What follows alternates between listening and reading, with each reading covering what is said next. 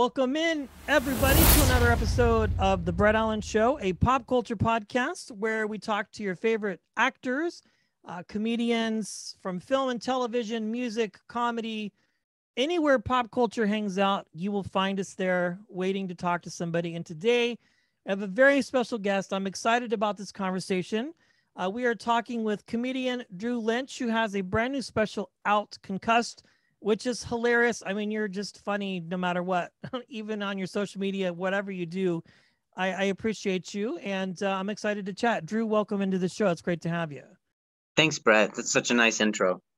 It's very true. I've been a fan and a follower for a long time, even prior to your time on AGT and all of that stuff. But I want to talk about this special, which is available for people to stream. And if you haven't, you need to. Let's talk about this because, every comic, every comedian kind of has their approach and their way of doing things. And so let's talk about the special and sort of what your preparation was for it and kind of what people can expect if they haven't had the opportunity to watch it yet. Oh boy. Sure. I usually I don't know that I have a very linear approach to comedy, I guess. Especially with the last year perspective of existential the end of it all, so it was kind of a shot in the dark approach, because there were a lot of venues that weren't really allowing performers or comics or musicians really of any kind. So for me, I had to develop a lot of the stuff that I guess I was talking about just in quarantine, or just kind of talking to myself or to my fiance or whatever. You kind of forget what's funny or what could be something to address. And for years, I think I've always talked about my issues with my speech and how that has affected my my life. But for the most part, I think everybody was in the same boat and that we all experienced the same thing. So I thought that was maybe a good place to start when writing. And then it just kind of branched off into a bunch of other maybe random and maybe hot button or controversial stuff. So I don't really know that there was a theme to this one other than just calling things like they were for this past year. Yeah. I mean, I always think it's interesting because, I've spoken to a lot of comedians, amazing comedians like yourself, and I always find it fascinating to hear the process. I think that's what I find the most interesting, if that makes any sense, because if I come see you live, say here in the Bay Area at a comedy club, and I watch you perform, it might be working on new material, or it could be, you've got a special coming up or whatever you're doing, and you do a lot of amazing crowd work. That's the other thing that I like about you, is how you interact with the crowd, because you do very well at that. I think a lot of people, when they come see a comic, they kind of have this expectation, if that makes any sense, to sort of, I won't want to say the word heckled, but to just be played around with. That sounded weird. You know what I mean? Like, it's a fun exchange, right? Like, if I'm going to sit in the front row, it's almost like an unwritten contract that says there's a good chance I'm going to get picked out and we're going to have a conversation. So I like that. And then I see this, but then when I see you like doing a special, even though there's not necessarily a linear theme, it all seems to meld together and make sense. If that, you know what I mean? And that's what I get from your comedy a lot of the time, if not all of it, for sure. Oh, thank you. Yeah, I don't know about heckling. I don't know. I usually don't engage with people unless they're engaging with me, and it's almost never confrontational. It's usually just in good fun, but I don't want people to feel like just because they're sitting up in the front row that's that that I don't want them to think that just because they're sitting in the front row that they will be messed with or harassed. You know, that's I don't know. Well, I think the great comics are the ones who can make it lighthearted, or if there is ever a time where they want to address somebody in the front, uh, they are making it just innocuous. It's very just, casual, or with no intention. But but yeah, but who knows? That was just born. That's just a defense mechanism. I think for me, I think I got very insecure or self-conscious when I first started out. I was always worried that people were thinking about the way I was were thinking about the way I was talking, or I used to, at a very early into comedy, people used to heckle me for the wrong reasons, because my stutter then was so bad, and now it's gotten so much better. So it used to just be, it used to just have this projection that I would put on to a situation now because of how I was treated then. So I almost have to like untrain myself from the way that people might have made me feel about my insecurity, and try not to bring that sort of prejudice or preconceived notion into what is otherwise almost always just innocent and fun, and all, meant to be just a lighthearted experience. Yeah, I mean, I don't think anybody likes to be made fun of in life, but it's interesting, especially when people, I've watched some of your clips that you post on Instagram, and you always handle things very well, even if someone is just being absolutely absurd. You always win the crowd, I think, and then you get them back, and, or whatever the case might be. I forget my point here, but it's a good experience. And I think that's what makes you so popular with fans and people alike, is because, regardless of how the situation may or may not turn out, people always seem to have a good time. I think when you were here, I don't want to, I say recently, up in Sacramento at the Punchline, I had the opportunity to watch you. And it's fun watching you operate, because I think the skill set that comedians have is just so different than any other kind of art form, for me, at least from my perspective. When you kind of alluded to this earlier, I'm very curious, when you first started out and were doing this comedy and stand up, what were some of the challenges that you faced to sort of kind of find your voice and go, okay, this is who I'm going to be? Did you watch other comics and have people that you observed that you looked up to, or was it a situation where you just kind of decided to dive in and start and sort of just see what happens with this idea of stand-up comedy?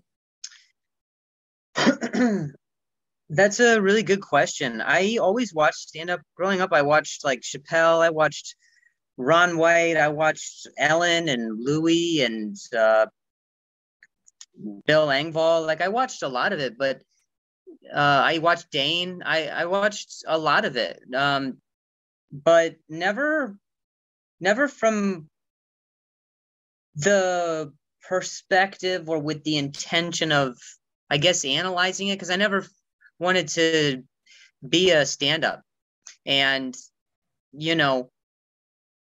it wasn't until I wasn't getting hired anywhere in Los Angeles as an actor because of my concussion that I started to talk on stage about it and kind of regain control of my life. Like, that's what I needed at that time, was to maybe not feel so helpless in my situation. And that was the only way I felt like I had some control again.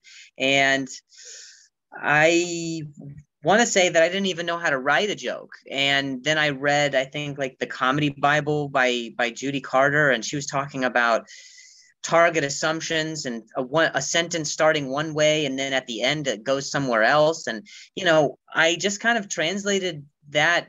It took me forever to grasp that concept, but I took that concept and I tried to apply it to word economy and how slow my voice used to be. And I used to just get like a Word document and I would write the first part of something I wanted to say, and then I would put an ellipsis, and then I would put like the last word or the last two words. And then you could change those two words, and it sometimes changes the entire context of a joke or of a sentence or any of that. And I think in a way, because people had such a short attention span when it came to suffering maybe through what I was saying, I think that maybe forced me to try and sharpen every single word. Everything that wasn't needed, you lose it. And the mechanics of stand-up and a structure of joke is what kind of led me somewhere. It didn't ever start to get like a point of view until someone told me that I should get a stronger point of view for what I was saying. So I don't know if that, I don't know, like I just kind of fell into it and found my way. And I just honestly, some days I still don't even know what I'm doing. Sometimes I'll remind myself that it's okay to have a really silly joke as well as having one that could make an impact for what would otherwise be humanitarian or controversial or whatever. And then you can have something that's so absurd that it wouldn't be a joke that would abide by any level of structure. So I guess the freedom of expressing yourself in any given way has been the thing that has guided me through whatever is written next. I find that so fascinating, Drew, because just kind of dissecting what you just said. And I say this all the time with all the comedians, some that you've mentioned I've had on the podcast, had the honor to talk to. And it really is a skill set, like writing a joke. I have a 7-year-old and he tells knock jokes all day long without any kind of thought. Or, sometimes they make absolutely no sense, but they're funny to him because he's 7. You know what I mean? It's yeah. Why did the chicken cross the road? I don't know why. Because he wanted to go to the restaurant. It's like, what? That doesn't make any sense. But you know what I mean? So it's funny, but word economy and target assumption, those are buzzwords that are in a toolkit for a comic. Some people go up on stage and they just talk. And then if something sticks to the wall, then great, they're going to do that. Or some people write everything down word for word. I don't know. Everybody's got their method, but at the end of the day, the product is the same, right? It's either it turns into a special or maybe a comedy album. Like you take a Doug Benson who for a large part of his act reads tweets and it's people die laughing. And it's like, what works for one may not work for other, but again, going back to this special Concussed, when I watched it a few times, I could see inside of your brain kind of, because you do talk about yourself, but not in a self-deprecating sort of way. And there's a little bit of that. And if you go back and watch what you've done maybe 10 years ago to now, it's different, markedly different. Not that one's, better than the other necessarily. It's just all funny. Like it's great, but you can see the trajectory of however you've decided to go about writing. When you are coming up with new jokes, I know, like we talked about this last year was insane, but prior to that, do you spend a lot of time when you're at a club? Like how much is like greatest hits versus like maybe trying like new stuff? And do you kind of weave it all together, or what is your secret sauce? If you want to share that. No, there's really no secret. I think it, like you just said, every comic has their own approach to how they want to do something. And I'll see some comics who are around LA and they go up and they just do the hits all the time. Like there are guys who are younger, guys who are older, who will just go up and they just like they will just do the stuff that they know that works. And there is a respect that I have for doing that, because if that doesn't kill your soul, then you have quite an impenetrable spirit. I mean, that's amazing. But to me, that kind of sucks out all of the joy of growth and trying. And, you have to try and push yourself. So I guess, if you want to try to, you might want to do something up top that maybe lets the audience know that you know what you're doing, and then you try to work something in the middle where you're like, all right, this is the stuff that I'm working on, and maybe try to make that as seamless as possible from the first part to the middle part. And then maybe if you want to close strong, I guess there's also that expectation. But I don't know. If you see comedians, I think there's a certain seasoned nature to, there's like a certain seasoned gravitas to going on stage and still being able to have the attention of the room, even though not everything you're saying is like a knock out of the park kind of joke. And sure, there's a dance, I think, with that. And sometimes I get so stubborn or stagnant, or even just like I get so stayed in my intention that I forget that that it is a dance, and that there is some breathability and malleability with what you're supposed to be doing. So, at the end of the day, there can be things that you do for yourself, and then there's things that you do for the audience, and maybe there's a happy medium where the my truth is somewhere in between those two things. So, but everybody truly is different, and everybody has, like, I've seen people who go on stage and they don't have any material prepared whatsoever, and they thrive within the discomfort of that. And sometimes you can get like a little gem out of that, and sometimes you walk away and you have nothing. But it just kind of varies.